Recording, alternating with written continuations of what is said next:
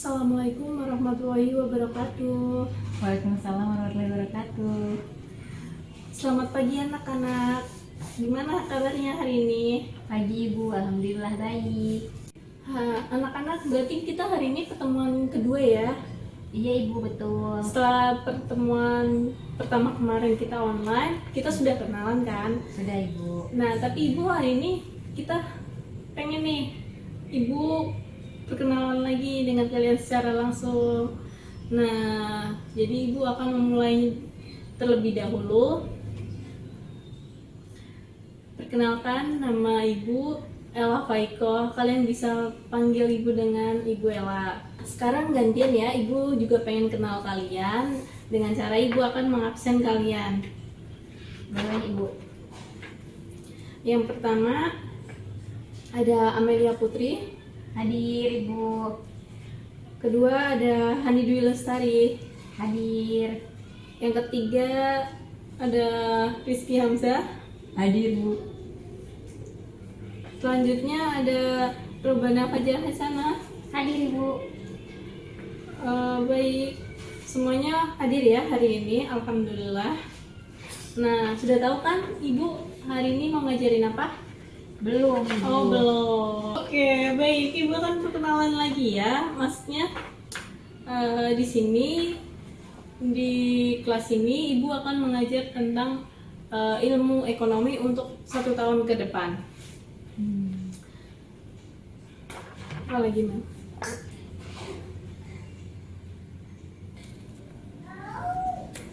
Nah, sebenarnya kalian tahu tidak kalau dalam kehidupan kita sehari-hari itu sebenarnya itu berkaitan dengan ilmu ekonomi. Belum tahu Bu. Nah, belum tahu ya. Contohnya tuh kayak kita sehari-hari pasti kan butuh makan. Iya. Nah, makan itu kita dapat harus beli dong. Nah, kalau beli berarti perlu duit. Nah, duit itu kita dapatkan juga kan hasil dari bekerja. Nah, bekerja itu dari bekerja nggak dapat stok gas, otomatis kan pada saat itu nggak bisa masak dong. Nah, kalau nggak bisa masak, kalian nggak bisa makan juga pada hari itu. Sedangkan kalau makan itu sudah termasuk kebutuhan sehari-hari, kebutuhan mendesak, kebutuhan primer lah intinya. Nah, maka dari itulah kenapa yang disebut dengan kelangkaan, disebut kebutuhan manusia yang tidak terbatas, sedangkan alat pemuas kebutuhannya jumlahnya sangat terbatas. Jadi itu semua adalah contoh dari kegiatan ekonomi. Akan tetapi untuk teori ilmu ekonomi sendiri adalah ilmu yang mempelajari tentang perilaku manusia dalam memilih dan menciptakan kemakmurannya. Sedangkan inti dari masalah ekonomi sendiri adalah adanya ketidakseimbangan antara kebutuhan dengan alat memuas kebutuhan yang tidak terbatas jumlahnya. Jadi masalahnya adalah kelangkaan. Nah, kelangkaan itu disebabkan oleh kebutuhan manusia yang tak terbatas, sedangkan alat pemuas kebutuhannya tuh jumlahnya sangat terbatas. Materi yang akan kita bahas untuk hari ini adalah yang pertama membahas tentang sejarah ilmu ekonomi. Yang kedua ada pembagian ilmu ekonomi, dan yang ketiga ada manfaat ilmu ekonominya. Dan untuk yang pertama tadi sejarah udah kita singgung ya dari awal tadi kita anak-anak tentang pengertiannya. Nah, selanjutnya Ibu akan membahas juga nih tentang faktor-faktor penyebab dari kelangkaan. Kenapa bisa ada kelangkaan? Yang pertama itu tentu tentang pertumbuhan penduduk ya. Makin sekarang seiring perkembangan zaman kan sekarang Indonesia jadi lebih padat nih penduduknya. Ada yang tahu nggak? Sekarang jumlah penduduk di Indonesia ada berapa ratus juta? Ada 275 juta jiwa, Bu. Benar, Amelia Putri. Kurang lebihnya, ya seperti itu, segitu ya. Nah, ya dong, kan semakin banyak penduduknya, semakin banyak juga, semakin besar juga kebutuhan manusianya ya, sumber daya manusianya. Sedangkan sebagai alat pemuas kebutuhannya itu jumlahnya sangat terbatas. Itulah kenapa pertumbuhan penduduk tuh menjadi ini alasan faktor utama dari penyebab kelangkaan. Yang kedua ada letak letak geografisnya. Yang ketiga ada bencana alam. Nah, penyebab selanjutnya juga ada kemampuan produksi nih, tentang kemampuan produksi dan kemajuan ataupun perkembangan teknologi yang semakin meningkat, dan untuk alat pemuas kebutuhannya tuh tetap segitu-segitu aja. Jadi otomatis akan terjadi ya jomplang gitu ya. Itu yang menyebabkan kelangkaan.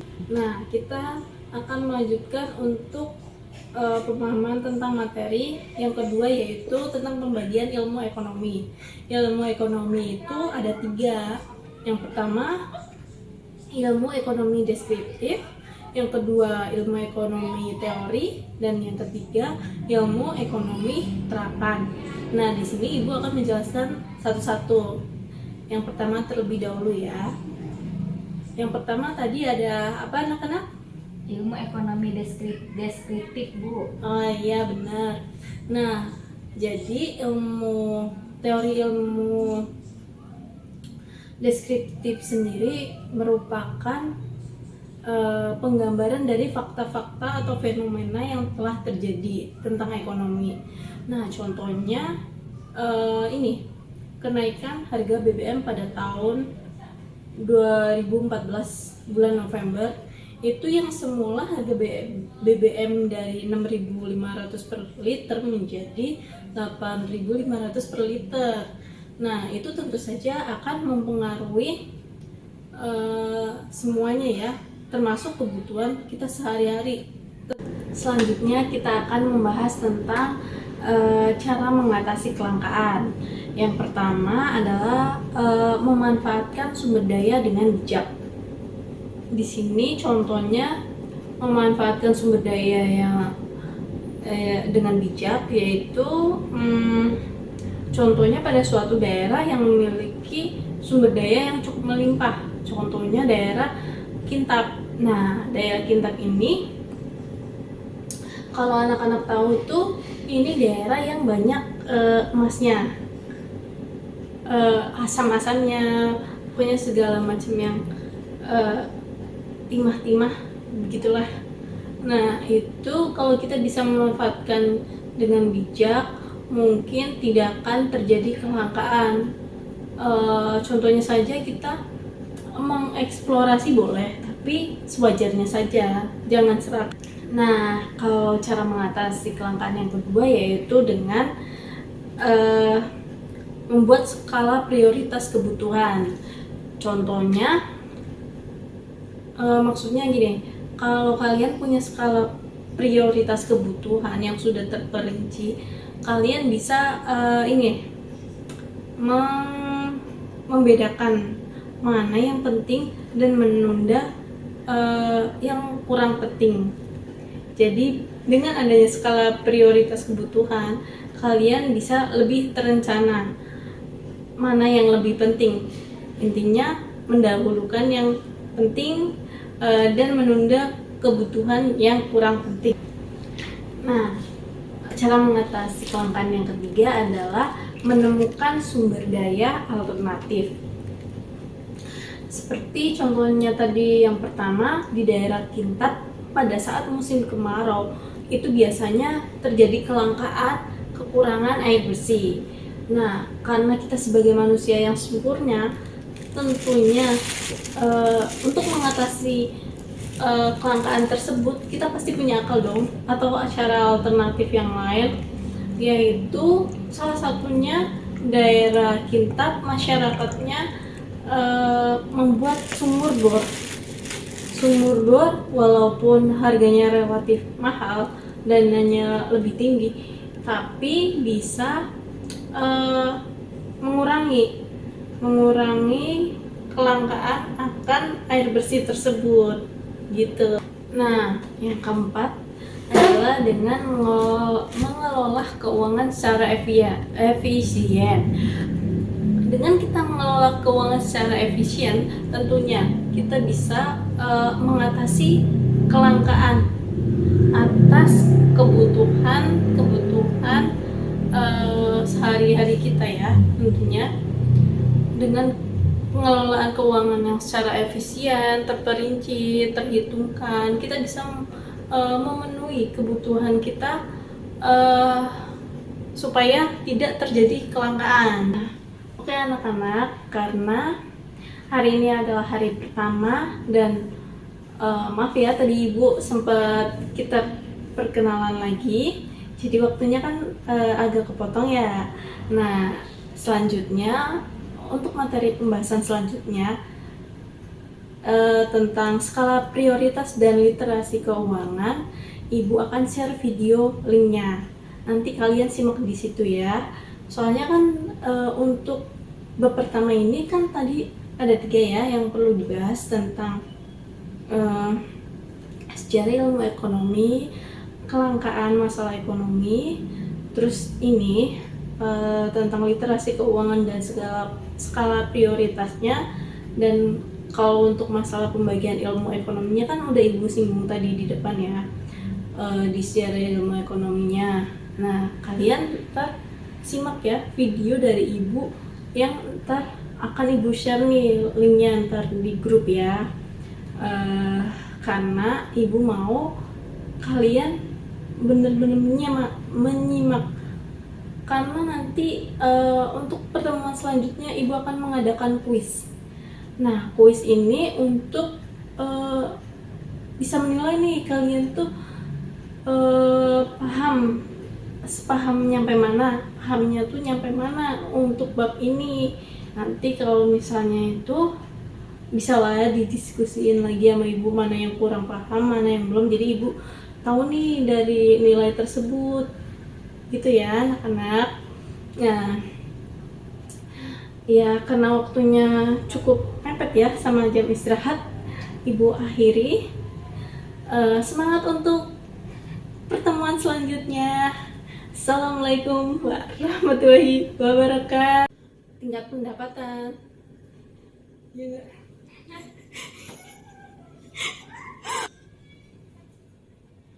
Mulai. Nah, sekarang kita masuk ke pembagian ilmu ekonomi yang ketiga ya anak-anak, yaitu ada ilmu ekonomi terapan. Ilmu ekonomi terapan sendiri merupakan penerapan ilmu ekonomi teori untuk pengambilan keputusan ataupun kebijakan yang bertujuan untuk mengatasi masalah ekonomi tertentu. Contohnya, yang pertama ada ekonomi yang berlangsung ataupun yang sedang berlangsung di dalam suatu perusahaan.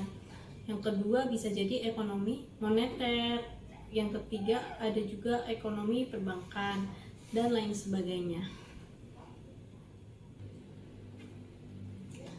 Nah, sekarang ibu lanjut ya. Selanjutnya kita akan membahas tentang kelangkaan. Sebelumnya pasti kalian pernah dong mengantri premium, Pertamax di SPBU, ataupun lebih spesifiknya lagi kalian pasti pernah disuruh orang tua kalian, ibu kalian terutama ya, untuk membeli gas LPG, contohnya yang 3 kilo gitu. Nah, namun dari beberapa toko yang kalian udah kunjungin gitu, itu mereka kehabisan stok Nah, otomatis kan gas itu untuk keperluan sehari-hari ya. Kalau pada saat itu kalian pengaruhnya harga menjadi pada naik. Nah, sekarang ibu akan melanjutkan ilmu ekonomi yang kedua ya. Nah, jadi yang kedua itu adalah ilmu ekonomi teori. Ilmu ekonomi teori sendiri merupakan ilmu ekonomi yang berupaya menjelaskan antara hubungan sebab akibat dan pengertian serta cara kerja kegiatan perekonomian. Nah, untuk ilmu ekonomi teori sendiri itu ada dua jenis ya.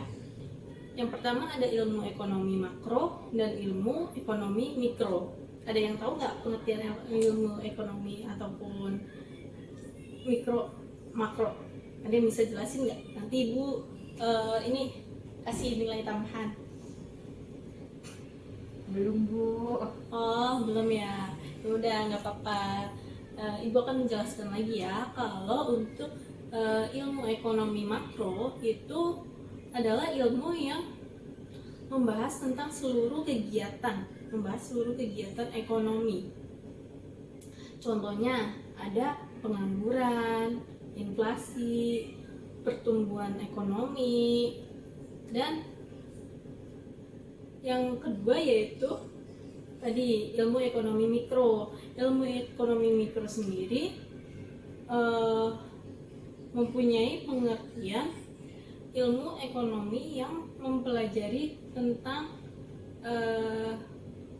ruang lingkup yang lebih kecil ataupun khusus ya, enggak sebesar kayak yang makro tadi.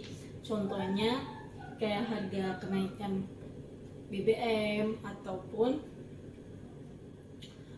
Selamat pagi, kembali lagi dalam mata pelajaran ekonomi kelas 10 dengan kurikulum sekolah penggerak. Pada video kali ini kita akan belajar mengenai cara bertindak ekonomi dengan mempelajari materi skala prioritas dan literasi keuangan. Tujuan pembelajaran: setelah kegiatan pembelajaran, peserta didik diharapkan mampu menjelaskan konsep ilmu ekonomi, materi skala prioritas, dan literasi keuangan dengan menggunakan kata-kata sendiri, menganalisis keterkaitan antara skala prioritas dan literasi keuangan dalam memenuhi kebutuhan sehari-hari, menganalisis berbagai fenomena terkait materi skala prioritas dan literasi keuangan pada kehidupan sehari-hari, memiliki keterampilan bertindak ekonomi dengan menggunakan skala prioritas dan literasi mengelola keuangan. Kita review materi pertemuan sebelumnya. Sebelumnya, kita telah belajar bahwa sumber daya yang tersedia di alam adalah terbatas. Dengan kondisi kebutuhan tidak terbatas sehingga mengakibatkan masalah ekonomi yaitu kelangkaan. Kelangkaan dapat diatasi dengan ilmu ekonomi yang mana menawarkan solusi dari permasalahan antara sumber daya yang terbatas dengan kondisi kebutuhan yang tak terbatas, sehingga para pelaku ekonomi dapat bertindak secara rasional. Pada materi video kali ini, kita akan belajar mengenai cara bertindak ekonomis dengan menyusun skala prioritas dan mempertimbangkan dengan kondisi literasi keuangan. Skala prioritas. Ingat kembali, masalah ekonomi adalah terkait sumber daya, di mana sumber daya itu lebih kecil daripada alat pemenuhan kebutuhan, sehingga timbul terjadi masalah ekonomi, yaitu kelangkaan. Ilmu ekonomi adalah ilmu yang menawarkan solusi untuk mengatasi berbagai masalah dan tantangan ekonomi.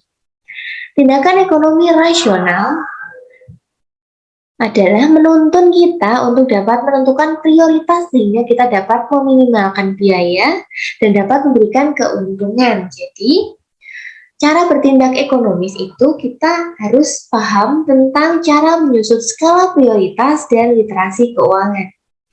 Ingat kembali perbedaan antara kebutuhan dan keinginan. bahwa kebutuhan itu adalah sesuatu yang wajib dipenuhi dan apabila tidak dipenuhi akan menimbulkan atau dapat mengganggu kelangsungan hidup. Berbeda dengan keinginan, kalau keinginan tidak terpenuhi tidak masalah dan dapat ditunda pemenuhannya. Misalkan nih pada kita kondisi COVID yang sedang mengalami lockdown. Kebutuhan yang kita perlukan ketika kita di rumah aja itu misalkan kita butuh makan, rumah, obat, kemudian peralatan kesehatan itu. Sedangkan untuk keinginan kita yang bersifat untuk pergi keluar untuk liburan, nonton, pergi shopping, makan-makan di restoran ataupun bermusik, karaoke dan lain-lain, nah itu kita bisa tunda. Jadi di sini ingat kembali ya, dalam menentukan skala prioritas harus paham dulu bagaimana cara membedakan antara kebutuhan dan keinginan. Itu sudah paham ya? Di sini, sebelum kita belajar cara menyusun skala prioritas, alangkah lebih baik kita tahu apa itu skala prioritas. Dimulai dari kata prioritas. Prioritas adalah sesuatu yang didahulukan dan diutamakan daripada yang lain. Sedangkan skala prioritas adalah daftar susunan kebutuhan manusia dimulai dari yang kebutuhan yang paling penting hingga kebutuhan yang dianggap kurang penting. Jadi kalau bicara skala prioritas itu kita menyusunnya berdasarkan tingkat kepentingannya atau urgensinya gitu. Dengan menyusun skala prioritas, kita dapat menentukan mana kebutuhan yang harus kita penuhi terlebih dahulu dan mana yang dapat kita tunda. Jadi itu tujuan menyusun skala prioritas. Pertimbangan penyusunan skala prioritas ada 3. Yang pertama ada kemampuan finansial atau tingkat pendapatan. Ketika menyusun kebutuhan atau menentukan keinginan, hendaknya kita juga harus ya menyesuaikan kemampuan pendapatan kita. Kalau misalkan kita sudah bekerja dengan penghasilan yang di atas rata-rata, kita bisa tuh membeli kebutuhan lalu keinginan. Tapi berbeda nih kalau kita statusnya masih sebagai pelajar. Tentunya uang saku yang kita dapat dari orang tua harus kita kelola untuk memenuhi kebutuhan utama yang diperlukan untuk menunjang kegiatan belajar kita. Kemudian yang kedua ada status sosial. Status sosial itu terkait dengan kedudukan secara sosial. Secara sosiologis, individu itu berada pada posisi sosial tertentu yang ditentukan berdasarkan profesi dan kelas sosialnya. Kalau misalkan berdasarkan profesi, misalkan si A seorang fotografer, kemudian sedangkan si B seorang penulis. Dari profesi kedua tersebut kita sudah bisa membedakan tentunya antara A dan B itu memiliki kebutuhan dan cara individu terus menentukan prioritas kebutuhannya pasti berbeda. Tidak mungkin misalkan fotografer akan lebih mengutamakan membeli buku, sedangkan untuk penulis membeli sebuah kamera, tentu itu berbanding yang berbeda. Jadi yang utama dari masing-masing profesi itu berbeda, sehingga dapat mempengaruhi seseorang dalam cara menyusun skala prioritasnya. Kemudian berdasarkan kelas sosial, misalkan kalau seorang direktur tentunya prioritasnya akan berbeda sebagai seorang karyawan. Karena kalau direktur itu adalah top manajemen, di mana dia harus memikirkan kelangsungan perusahaan secara keseluruhan. Baik dari nanti bagaimana omset pendapatannya, apabila terjadi perlu harus apa yang langkah-langkah yang dilakukan. Berbeda dengan karyawan yang sebatas menerima instruksi dan melakukan pekerjaannya. Kemudian yang ketiga ada lingkungan. Dalam hal ini, lingkungan dipengaruhi sebagai lingkungan sosial dan lingkungan fisik yang dapat mempengaruhi cara individu menyusun dan menentukan prioritasnya. Sebagai contoh, misalkan, kalau kita tinggal di yang daerah berhawa dingin, tentunya prioritas kita akan berbeda dari kebutuhan mereka yang tinggal di hawa panas. Misalkan saja dari segi pakaian. Kalau di hawa dingin tentunya akan membutuhkan pakaian yang lebih tebal daripada yang berhawa panas. Karena kan kalau di hawa panas kita lebih memerlukan pakaian yang berbahan katun. Itu misalkan dari lingkungan fisik ya, dilihat dari alam. Kalau misalkan kita lingkungan sosial, nah itu tergantung ya, biasanya dari tidak jauh dari tempat tinggal kita. Kita berada di mana itu tentunya kebutuhan terkait prioritas juga akan berbeda. Setelah kita tahu faktor apa yang perlu kita pertimbangkan, selanjutnya kita akan belajar mengenai cara penyusunan skala prioritas. Tetapi sebelumnya, Dalam menyusun skala prioritas kebutuhan, kita harus dapat menentukan terlebih dahulu sifat kebutuhannya. Berdasarkan urgensitasnya, kebutuhan itu dapat dibedakan menjadi 4 kategori. Yang pertama, penting dan mendesak. Artinya, kebutuhan tersebut itu wajib dan harus segera dipenuhi. Kemudian yang kedua ada penting tapi kurang mendesak. Sifatnya penting tapi tidak harus dipenuhi pada waktu itu dan sifatnya bisa ditunda. Kemudian kurang penting namun mendesak. Nah, di sini mungkin tidak penting tapi segera dibutuhkan. Kemudian yang keempat ada kurang penting dan kurang mendesak. Nah, sifatnya itu bisa dipenuhi nantilah setelah kebutuhan yang penting, mendesak ataupun kurang mendesak telah terpenuhi. Nah, setelah kita tahu, kita belajar mengenai dari keempat itu kita bisa buat tabelnya nih. Jadi di kuadrat kita bagi jadi 4 kuadrat. Nah, di sini yang kuadran pertama itu sifatnya mendesak dan penting. Kemudian di kuadran kedua penting tapi kurang mendesak. Dan sedangkan yang ketiga itu bisa kurang penting dan mendesak. Kemudian yang kurang penting tapi juga kurang mendesak di kuadran yang keempat. Nah, jadi nanti bisa di list atau di daftar seperti ini. Jadi lebih memudahkan untuk mengambil keputusan. Nah, misalkan nih kita belajar studi kasus di sini misalkan nih smart student semua mendapat uang saku sebesar 700.000 dari orang tua untuk memenuhi kebutuhan di bulan depan misalkan. Kemudian setelah dirinci ternyata ada beberapa barang yang smart student butuhkan. Misalkan yang pertama ada isi pensil, harganya 10.000. Kondisinya isi pensil itu kita masih punya 3 PCS lagi. Kemudian sepatu baru harganya 500.000. Karena ada model nih keluaran sepatu baru yang baru launching dan tentunya itu sepatu yang wah aku suka banget gitu. Kemudian ada kuota internet nih. Harganya 150 karena kuotanya kita nih mau habis karena kondisinya sekarang pembelajaran online jadi kita butuh kuota jadi harus direncanakan. Kemudian isi binder harganya 25.000. Persiapan untuk belajar online bulan depan gitu. Kemudian tas baru harganya 200.000 karena tas sebelumnya udah rusak gitu. Nah, dari daftar kebutuhan ini yang telah kita list coba kita buat dalam tabel skala prioritas mana sih yang perlu kita dahulukan dari keterangan-keterangan tersebut. Nah, coba kita bahas. Nah, di sini ternyata setelah kita hitung-hitung, total dari semua kebutuhan yang kita butuhkan ada 885. Jumlah tersebut lebih besar dari uang yang diberikan orang tua kita. Nah, so bagaimana? Gitu. Nah, di sini tentunya kan kalau kita, dari orang tua ngasih tadi 700.000, sedangkan kebutuhan kita 885.000, ada selisih 185.000. Nah, bagaimana caranya? Kondisinya uang yang kita miliki masih kurang. Nah, di sini kita butuh yang namanya tadi bertindak secara ekonomis. Nah, maka kita harus menentukan apa saja yang harus kita beli terlebih dahulu. Nah, berbekal materi tabel skala prioritas tadi, nah, kita dapat menyelesaikan masalah yang kita hadapi itu dengan menyusun skala prioritas. Gitu. Nah, mari kita coba. Nah, di sini di kuadran pertama, tentu yang menjadi prioritas adalah kuota internet. Mengapa? Karena kan kuota internet kalau misalkan kita tidak mengikuti, maka kita tidak bisa mengikuti pembelajaran online atau PJJ. Nah, di sini kita letakkan di sifatnya adalah penting dan mendesak adalah kuota internet. Kemudian yang kedua, penting tapi kurang mendesak. Nah, itu adalah membeli isi binder karena tadi di awal dijelaskan masih ada 3 stok PCS. Jadi kemungkinan itu kita masih punya, jadi kita bisa membelinya pada bulan depan atau misalkan kalau sudah punya uang gitu. Jadi kita masukkan ke dalam kuadran kedua yang sifatnya penting tapi kurang mendesak.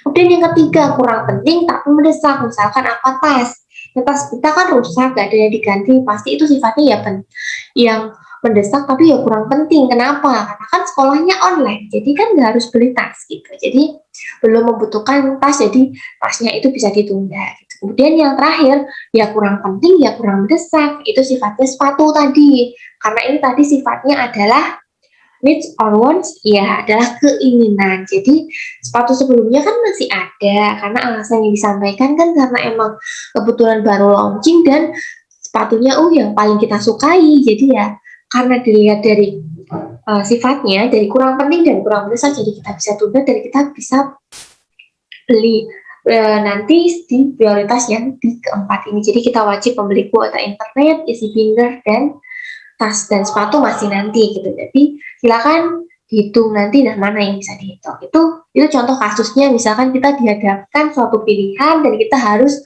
menentukan pilihan mana yang paling penting gitu. Nah, di sini jadi kebutuhan yang harus kita beli terlebih dahulu adalah kuota, lalu diisi binder dan pensil, kemudian tas, baru yang terakhir sepatu. Jika uang yang kamu miliki belum memenuhi semua kebutuhan yang kamu inginkan, maka salah satu alternatif adalah menunda untuk membeli barang yang pada kuadran keempat. Jadi kita harus membeli, tidak harus membeli sepatu. Nah, kamu bisa menabung terlebih dahulu dan membeli barang tersebut ketika uang yang kamu miliki sudah cukup. Nah, gimana? Udah paham ya untuk mengenai penyusunan skala prioritas. Mungkin ketika dia dihadapkan di kasus lain bisa diterapkan. Nah, setelah kita belajar skala prioritas, tadi kita akan melanjutkan belajar mengenai literasi keuangan. Karena tadi ketika kita bicara kebutuhan, kita berbicara tentang sumber daya yang kita miliki, yaitu apa? Kemampuan finansial gitu. Nah, di sini kita ini kan sebagai pelaku ekonomi yang melakukan aktivitas ekonomi.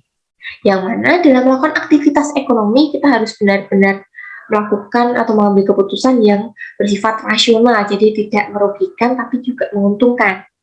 Nah, ini salah satu bekalnya adalah dengan literasi keuangan, di mana literasi keuangan itu adalah kecakapan dan kemampuan untuk menentukan keputusan yang efektif dan bijaksana terkait penggunaan dan pengelolaan keuangan.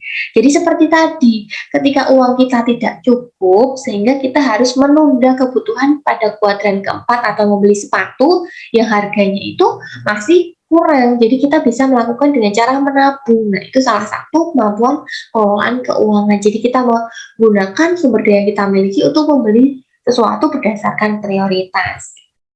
Jadi literasi keuangan ini akan memberikan pengetahuan agar kita mampu menentukan pilihan yang paling baik dan menguntungkan.